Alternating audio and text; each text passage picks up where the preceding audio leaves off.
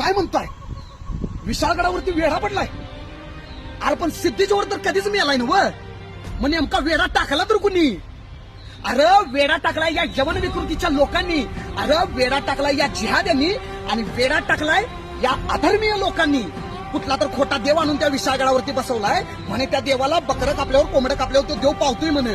अरे ज्या विशाळगडासाठी छत्रपती श्री शिवाजी महाराजांनी आणि त्यांच्या मावळ्यांनी रक्ताचे पाट वाहिले, रक्ताचा चिल्ल कल्लोळ उडवला, त्या विशाळगडावरती या यवनांनी अतिक्रमण वाढवून ठेवले. जवळजवळ 200 घरं बांधून ठेवल्यात, काही मजारी उभ्या करून ठेवल्यात, काही हिरव्या चादरा चढवून ठेवल्यात. तर एवढंच नव्हे तर दारू, पार्टी, जुगार, हुल्लडबाजी, अस्सील चाळे, नंगा नाच या विशाळगडावरती या लोकांनी करून ठेवलाय.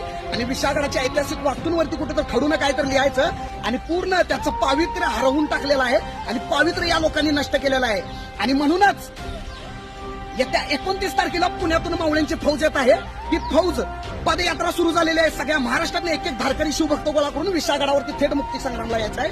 म्हणूनच येत्या 14 तारखेला अखंड भारतातून, प्रत्येक गावातून, प्रत्येक जिल्ह्यातून, प्रत्येक गल्लीपोळातलं एक एक मावळा तिथं पोहोचणं गरजेचं आहे. कारण आता नाही तर कधीच नाही. येत्या 14 तारखेला थेट विशाळगड गाठायचा आहे आणि विशाळगड मुक्ती संग्राम करायचा आहे. आई भवानी शक्ती दे, विशाळगडाला मुक्ती दे. जय जगदंबे.